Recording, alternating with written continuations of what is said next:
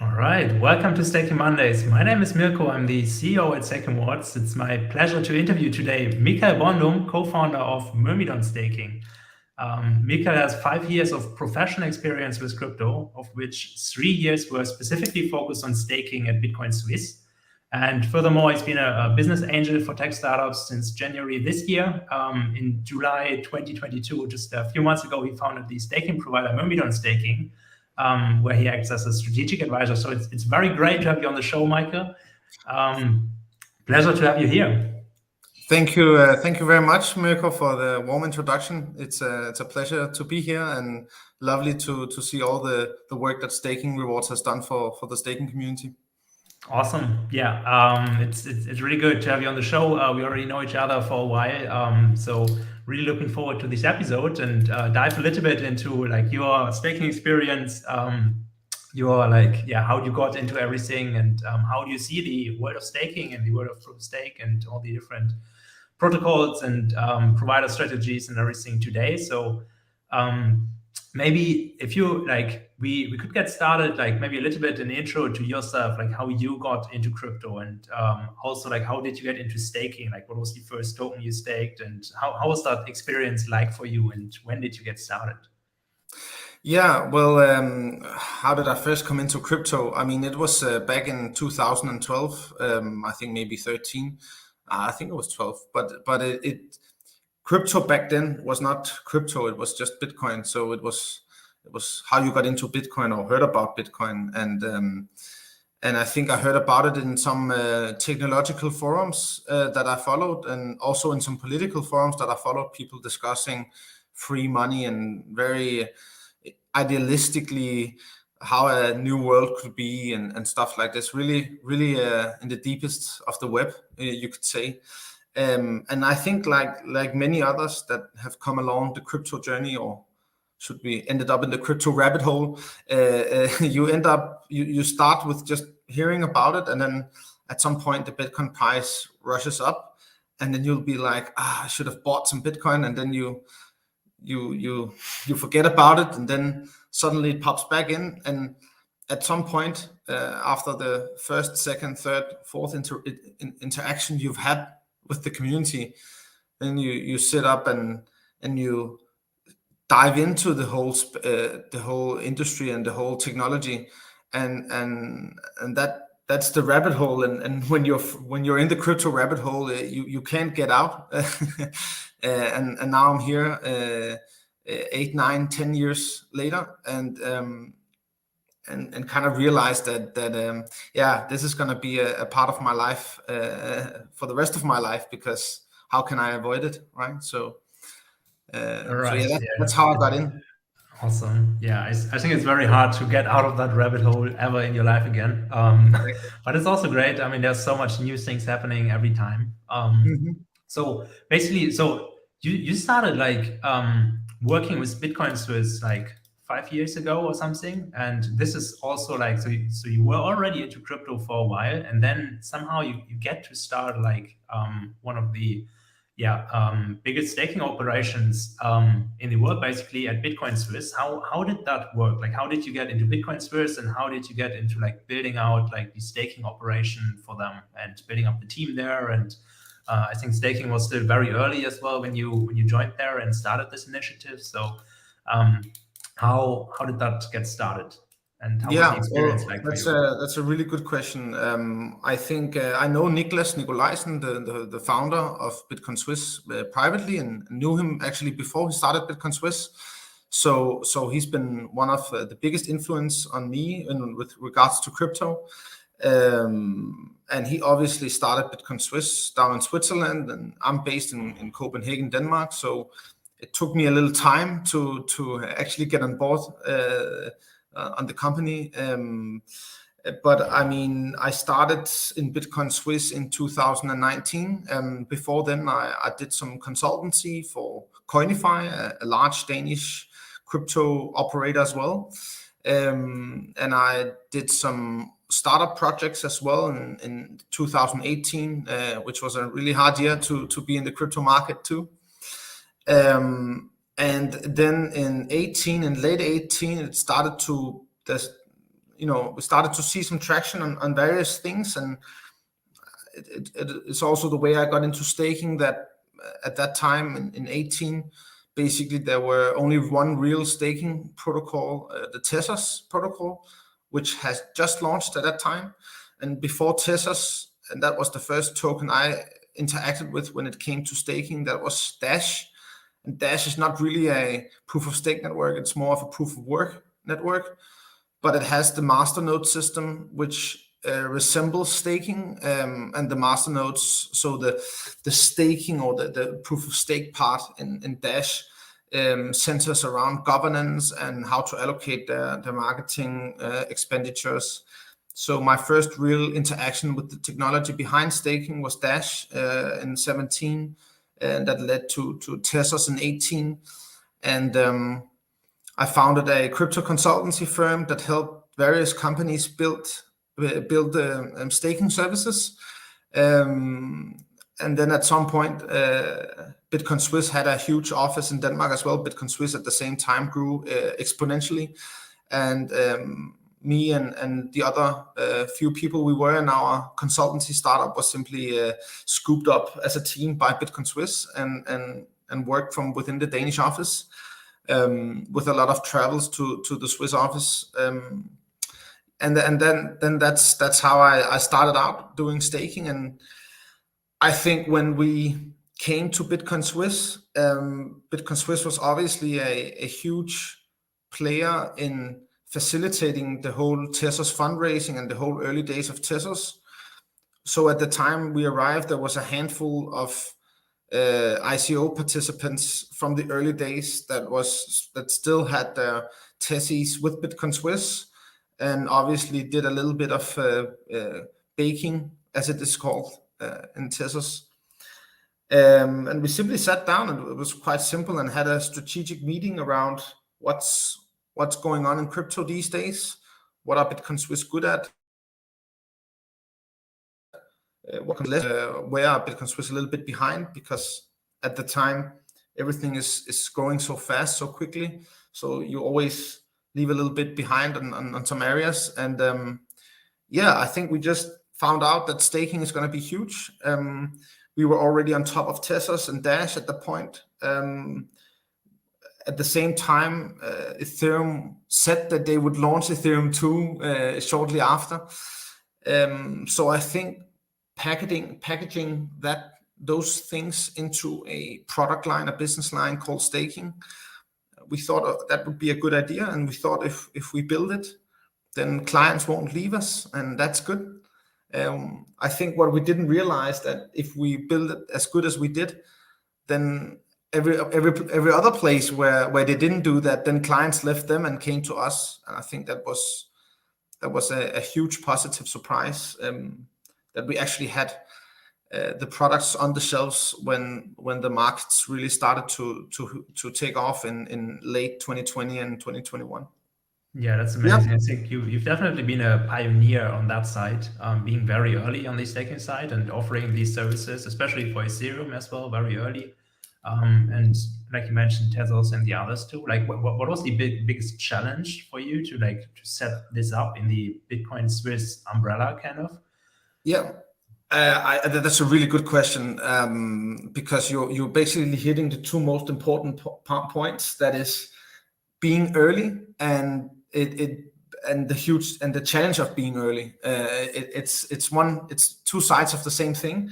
I think what we realized quite at the very beginning, and that was the whole strategic scope of this operation and this business, was that people will, to stake their currencies, it's not something, it's like when you open a bank account, if you open a bank account somewhere and you have a good experience with it, then you don't want to change. If everything is good, you don't want to change.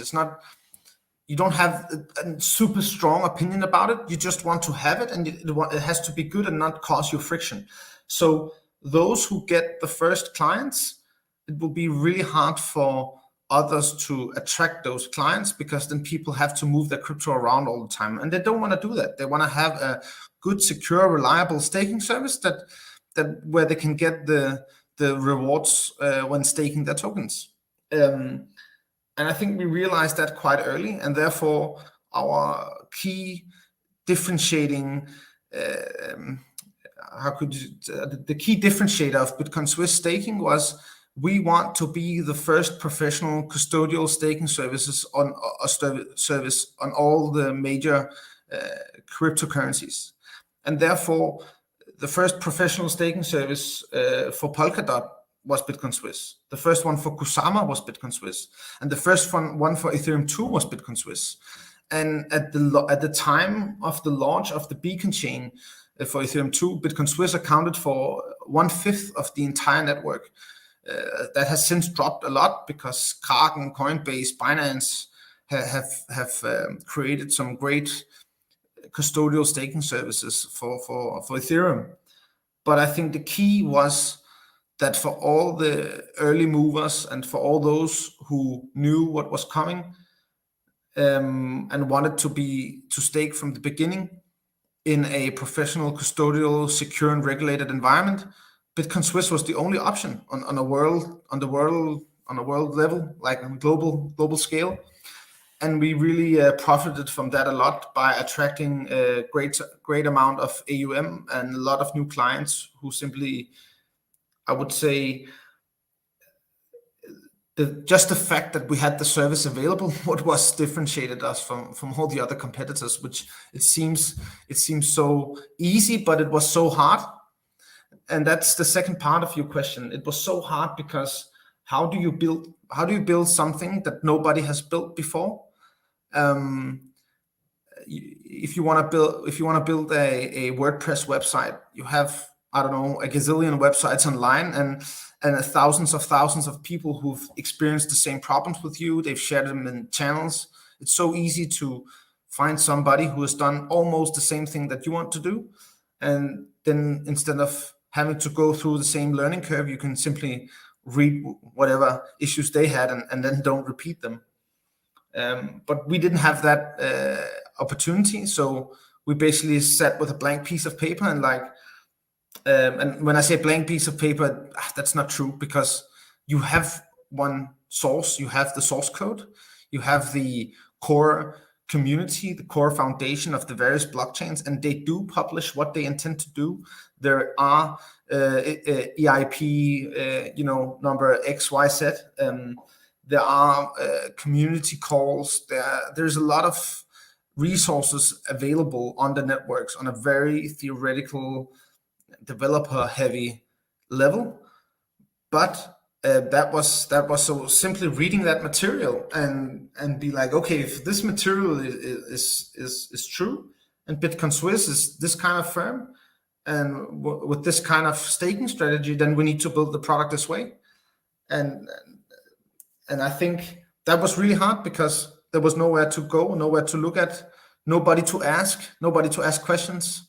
But I also think that was fun and challenging, and I think it's a great testament to. I think it's only after the fact that I realize how big of an achievement it is. When you do it, you don't think of it as that big, but sitting here 1.5 years later and thinking back, I realized, wow, this was quite big what we did, because nobody else could do that.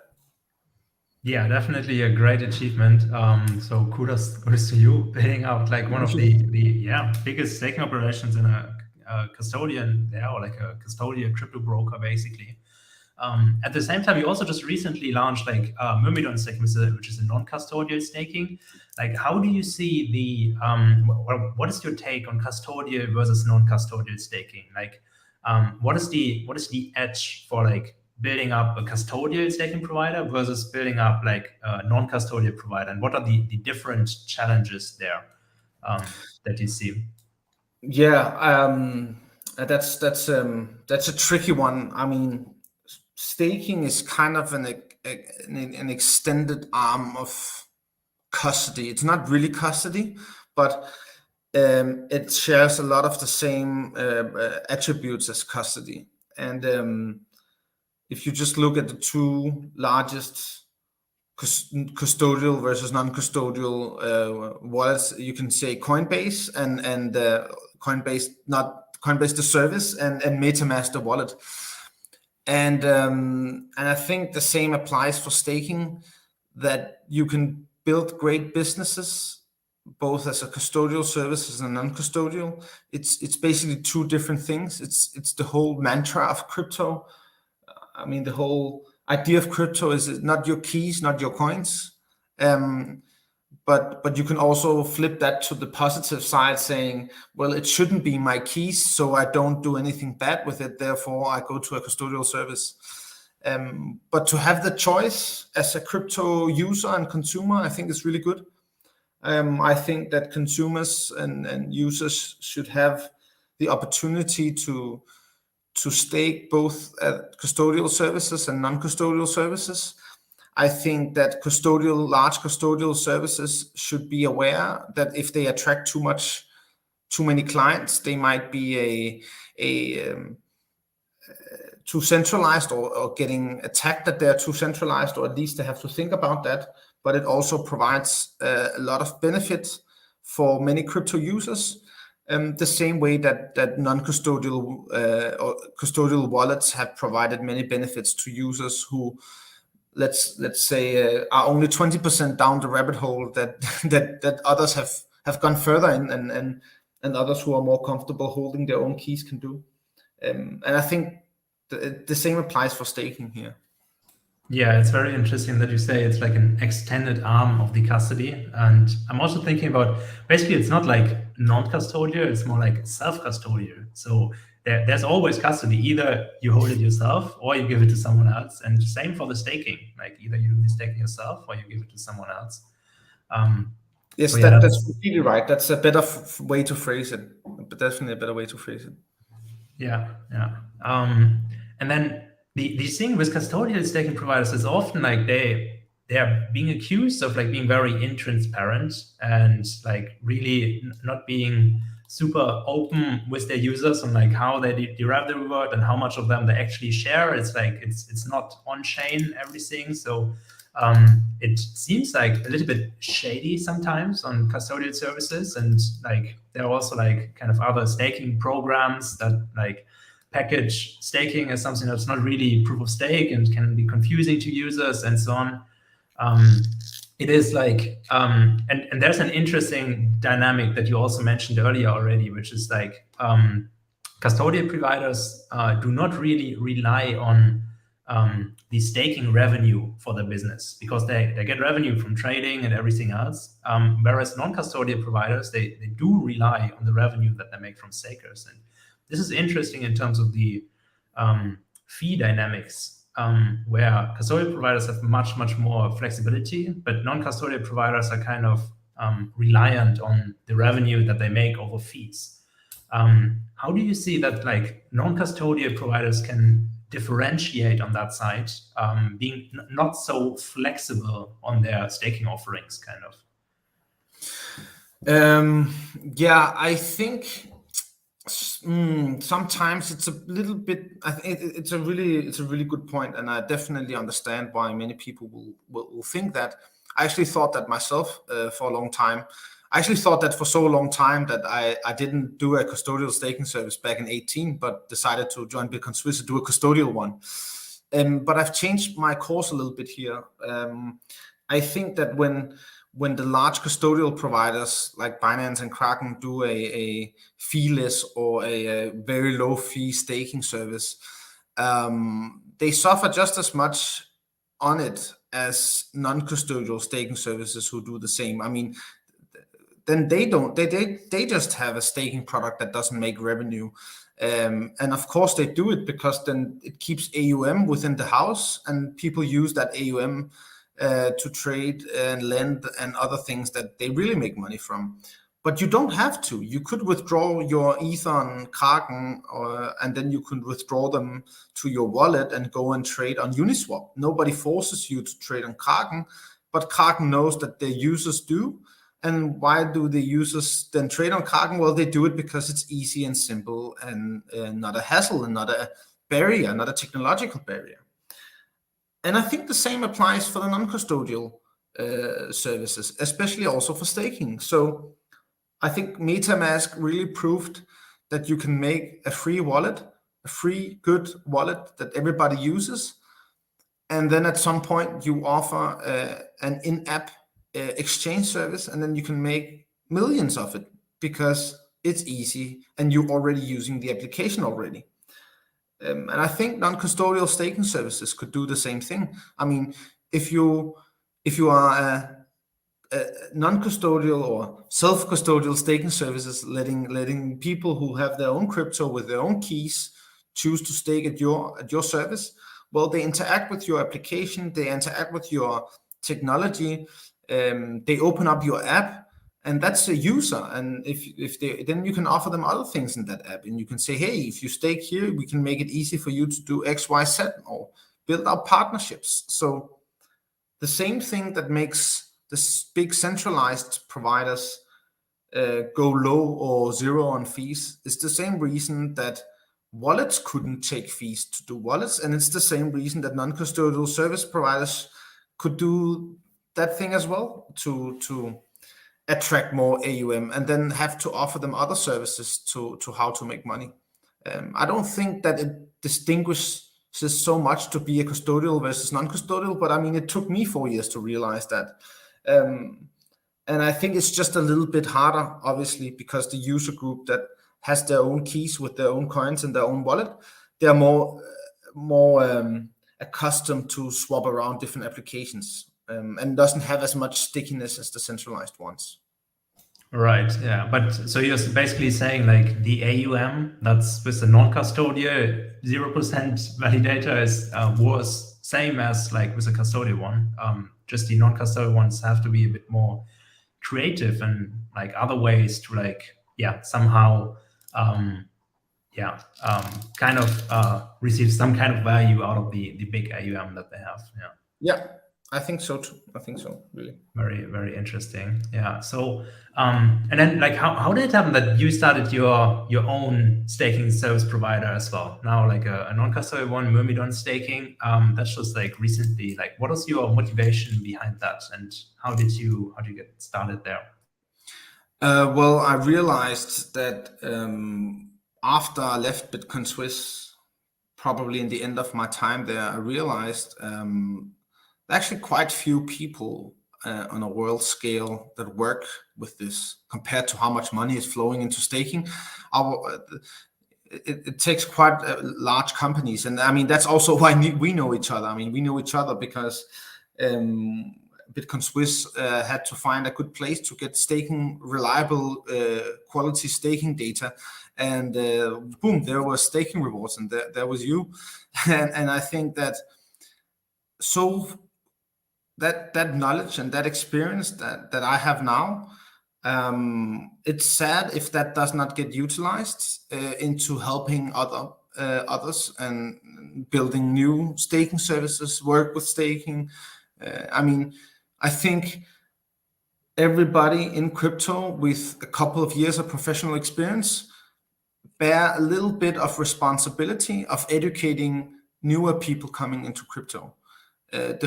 That whole part is kind of responsible. You can't just sit back and say, oh, I've done the staking, now I'm off sitting, I don't know, on some beach somewhere and drinking cocktails. No, you bear a little bit of responsibility to teach others what you've learned yourself, because there's still so few of us on a global level that know and understand and have worked with crypto. And so many people want to get into crypto and want to learn and want to have a job within crypto. And I think I feel a duty of having to help.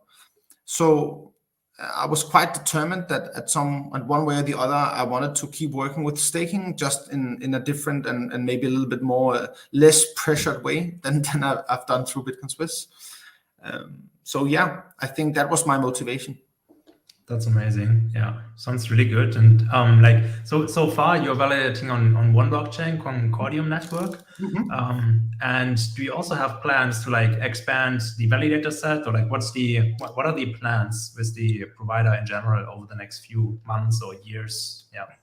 Yeah, I think first to start with Concordium. Concordium is a new layer one blockchain that has a different angle than many other blockchains, with an ID-centric solution, regulatory compliant, and it's founded by some Danes, some researchers, some cryptographical researchers, and funded by a ex-banker in Denmark called Lars Seier, and his willingness to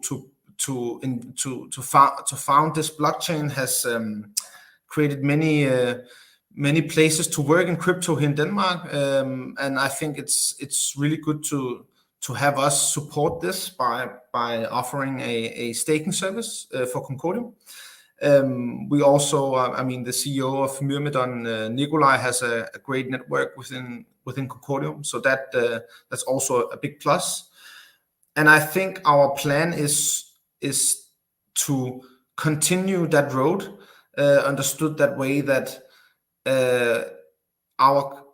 we will not choose one blockchain over another, and there will be some of the large blockchains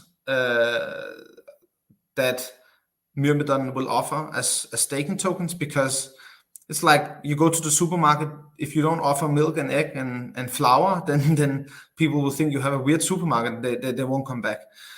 So we will have to offer the large crypto blockchains, proof of stake blockchains for staking, so that clients that stake with Myrmidon can stake all of their assets with us. But we will definitely also try to see what new staking protocols become available that need third-party staking services, that want to work with us, that want to do partnerships with us. And this way we can also differentiate us from all the other staking services that are out there in the market who are offering a service in this world. So it will be dual-sided, but I can already tell you that Ethereum will be the second blockchain for Myrmidon staking. That's a guarantee. That's awesome and makes a lot of sense. Yeah, so really looking forward to the next steps there for you guys. You already mentioned Ethereum, and there are other proof of stake networks as well. What I'm interested in is and you probably have a good perspective there, is now that the Ethereum merge happened, how do you see, what is your opinion on everything that's happening in a post-merged world now, and the new staking economics that are introduced by Ethereum, and what can other protocols learn from that as well, from Ethereum in general?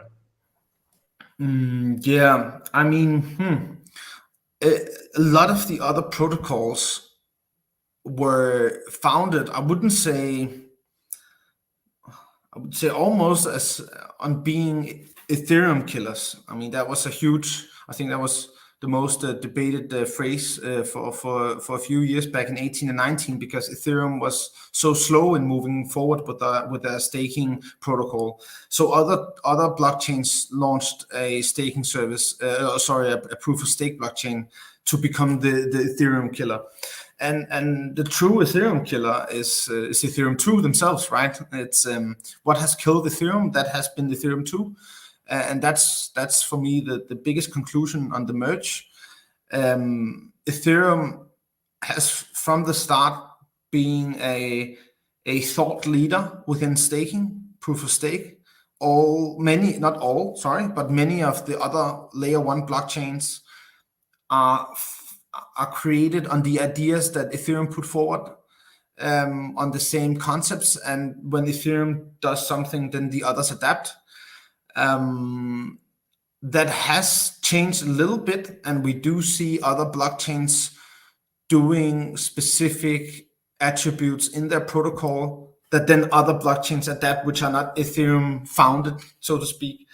But in general, as a technological design, as a technological and microeconomic design, the Ethereum staking protocol is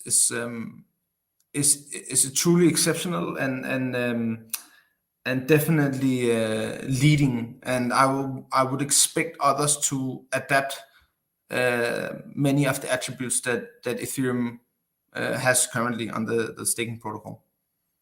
Does that answer the question? Yeah, I think definitely answers the question. Yeah. If we look further, so like another like Ethereum has a on the roadmap like a roll-up centric roadmap. So Ethereum plans to scale on like layer 2s basically, and Ethereum being like the settlement layer. How do you see that in comparison with, for example, Cosmos, which has more like a roadmap towards like an application-specific blockchain, so like a network of blockchains? And yeah, what do you think has a higher likelihood of like becoming the number one in the world, basically?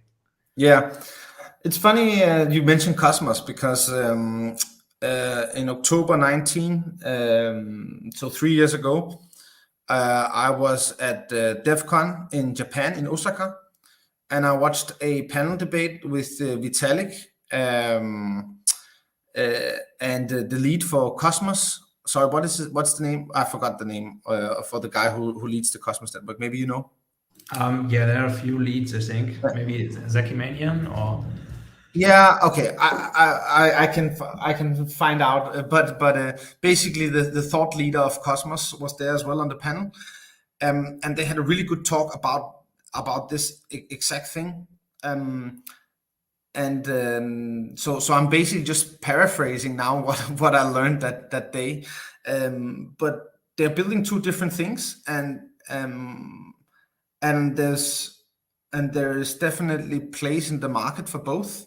I don't believe in the one blockchain to rule them all. So Ethereum roll-up centric blockchain with its sharding, it's a way to scale Ethereum as an ecosystem where clients and users and companies shouldn't think about which shard they are on and how they interact with the Ethereum ecosystem. Cosmos is more, as I see it, is more of a standard, or the Cosmos hub of the IDC, IBC. It's more of a standard. Yeah, sorry. It's more of a standard of how to build hubs and how to create interoperability, and where maybe time and process and speed and is not regarded as high, but on the other hand, you can integrate all sorts of blockchains within the IBC ecosystem, and both blockchains will live. Both ecosystems are well thought, and the architecture is well designed. And now you asked about the Myrmidon strategy. We are actually pretty close on making Cosmos the third staking service we will offer. At least it's one of the most well known and recognized layer one blockchains besides Ethereum when it comes to proof of stake, and a blockchain that, I mean, Bitcoin Suisse was already also one of the first one to create a staking service for. So I do believe both blockchains will have its place, and they will both grow, and they will not cannibalize one another. That's not how I see it. I'm definitely a proponent of the multi-chain blockchain world in the future. Yeah, 100%. I would agree there. There are different use cases for different applications, and they need different infrastructure to function well, I think. And that's why having different approaches is also great. Yeah, in terms of like, yeah, just being differentiated and being decentralized as well. Not having to rely. Jaquan was in the panel. Jaquan. Yeah, of course. Yeah. Sorry, I interrupted. Keep going on. Go on. Yeah. No, that's great. So when we look into the future, like, how do you see proof of stake? Like, first is like, obviously there are many different implementations of proof of stake, but in general, like, it's always proof of stake is proof of stake. And what influence will the development of proof of stake have, like, on the bond market, on like the TradFi market, and in that direction? And like, how do you see like these two worlds kind of merging maybe at some point? And wow, that's a deep topic. I think that explaining staking as a financial instrument is hard because it doesn't exist today. It's not a financial instrument. Staking is a technological job. I think about a proof of stake blockchain as a company that offers a job. It's like having an open job ad. Please write us your resume and we'll take you in to come and work for us. Non-discriminate, it doesn't discriminate. You know what salary you get, but you can't show up late. You have to attest and create blocks when you're being told to. And if you do show up late, there's a penalty. It's like having a fine for showing up late for work. But there's also a very clear and transparent salary, so you can always evaluate whether you want to take this blockchain job. And you being a machine, like a technological service, so the same way you basically see miners here come perform this technological job for this blockchain, get paid, have very clear and very transparent economic incentive, work whenever you want. You don't have to ask anybody to go to the bathroom. That's how I see staking, as a technological service, a technological job that different blockchains offer. And the difference between staking and mining is that in staking we need two parties, or we need two things, because despite our technological skills and IT hardware, we also need tokens. And therefore staking services make so much sense, because then we can go together with those who have the tokens and say, okay, we just do the technological IT service that you need, and you handle all your money with your professional custody and your professional setting, with your AML and KYC laws and all of that. And you will basically separate these two things. And that's how I kind of see staking as a technological service rather than a financial instrument. But we can compare it to a financial instrument to better explain what it is for people who do not know and are from the traditional financial world and have to understand crypto. And when doing that, it resembles government bonds. If you have a currency, like I'm here in Denmark, and we have Danish kroner, and if I have a government bond in kroner, I haven't really increased my risk by having a Danish government bond, because the risk is that the state defaults. But if the state defaults and I didn't have the bond, then my paper would be worthless anyway. So I have already the same risk.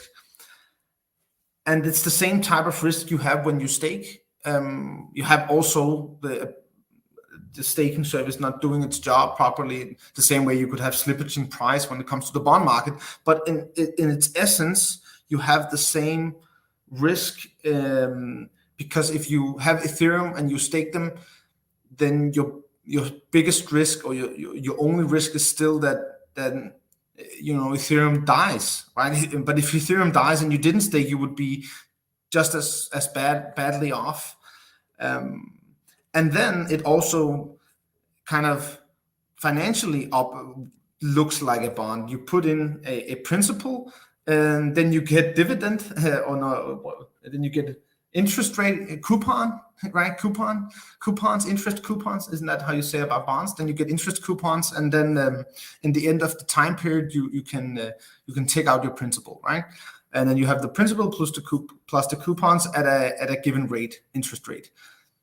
But you have to be really careful about phrasing it that way, because then some regulators will come and say that staking is a bond, and it's not. It's not a bond. So it's not a bond.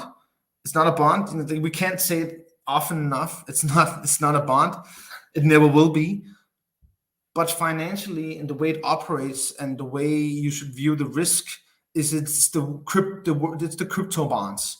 Staking is the bonds of crypto. Sorry, that there it was.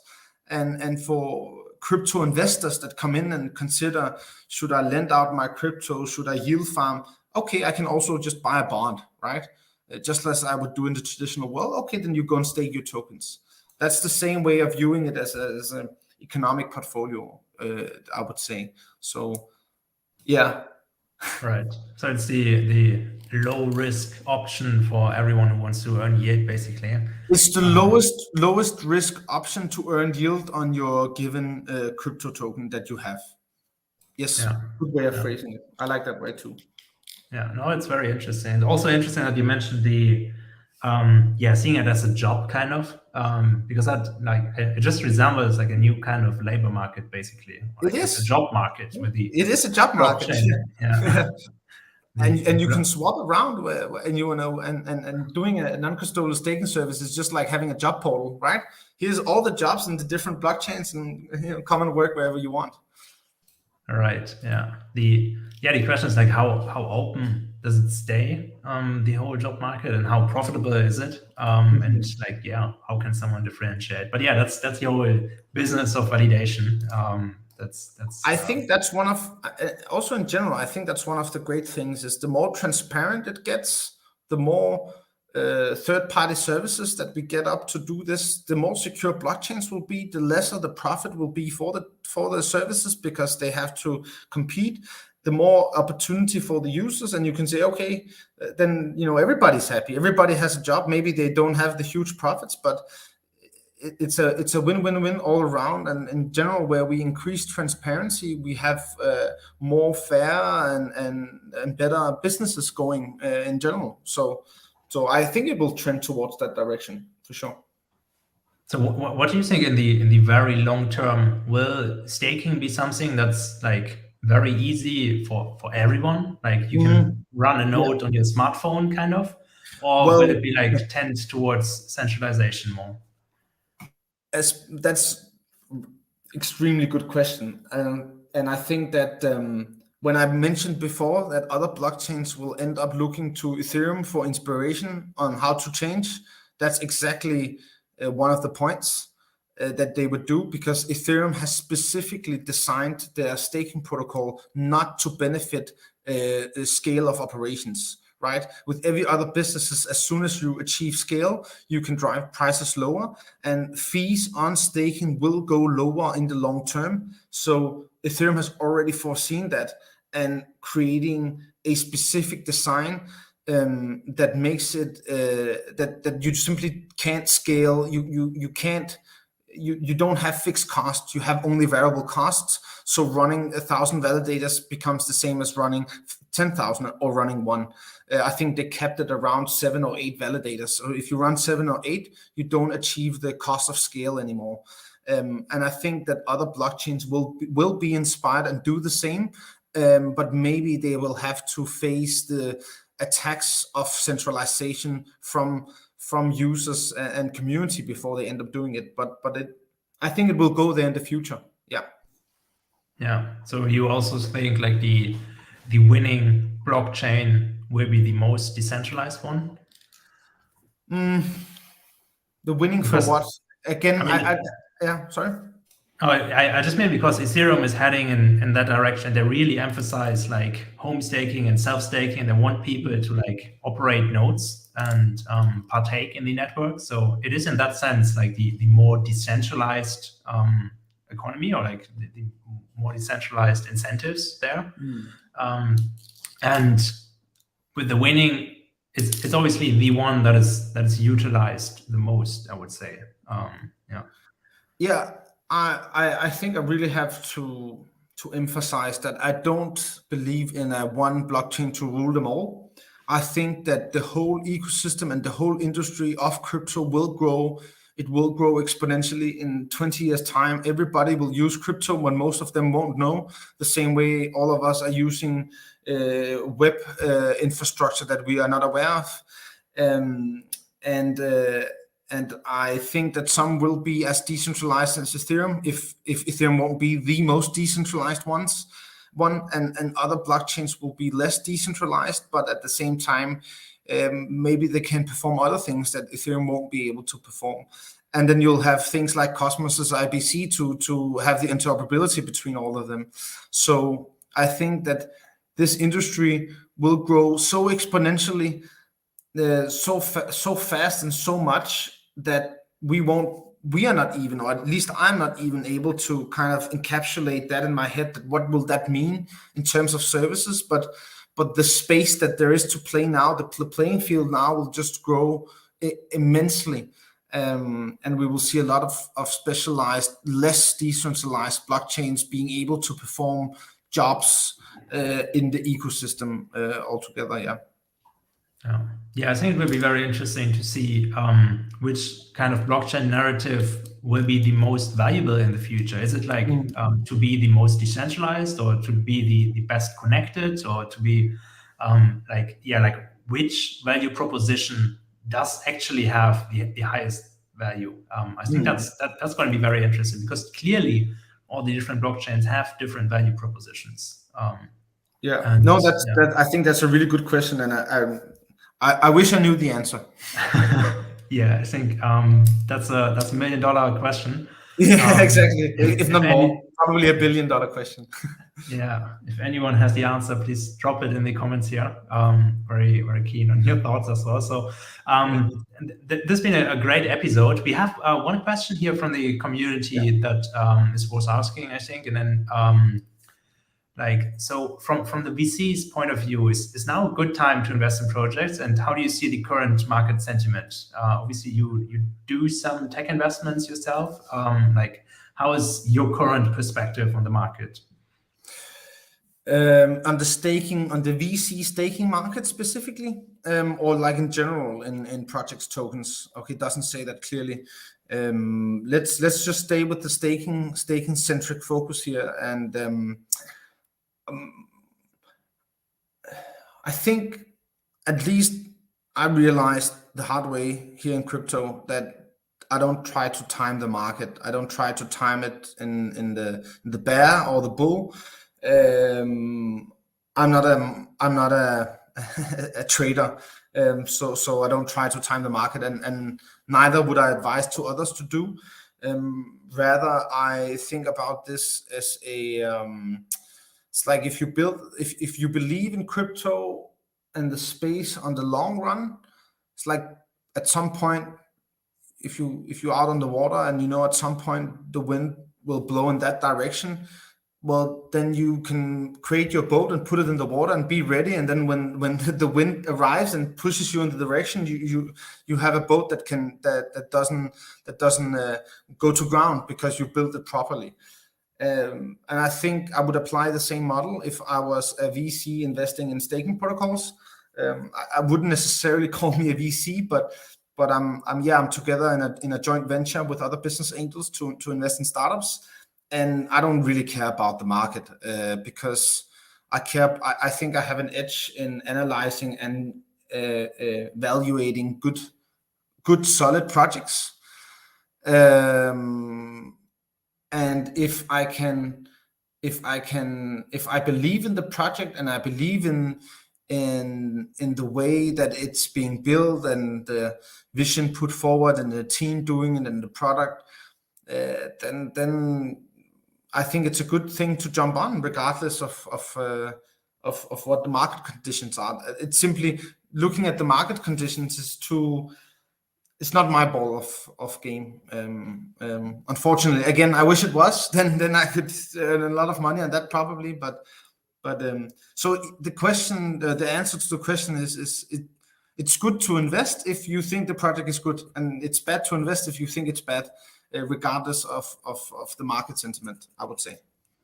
Yeah, that's a great point, and 100% makes sense. I mean, any project, if it has a very unique positioning and a great go-to-market, a great product, then it will in some way succeed regardless of bear market or not. So yeah, that's a great point, and I think most of the other questions we already addressed in the episode anyway. It's been great to have you on the show. Like, how can people follow you, and like, how can people follow Myrmidon or learn more about all the different things that you're working on? Yeah, thank you for asking that. I mean, definitely, you're always welcome to add me on LinkedIn. I use LinkedIn a lot. The CEO of Myrmidon, Nikolaj Rosenthal, is also on LinkedIn, so you're always welcome to hit him a message to learn more about Myrmidon and what we do there. We're also both on Twitter, so feel free to add us. Feel free to follow Myrmidon both places. then I would love to provide you updates on what's going on. So thanks a lot for asking that, Mirko. Awesome. Cool. Thank you so much for being on the show. And to everyone watching, please hit the like button, subscribe to the show if you want to see more episodes like this. And check out the previous episodes of Staking Mondays. We have one episode each Monday going live with like thought leaders of the staking industry. So let us know in the comments if you would like to see any other specific guests. And for Mikael and for the audience, I'm Mirko. As always, happy staking. Thank you and goodbye. It was a pleasure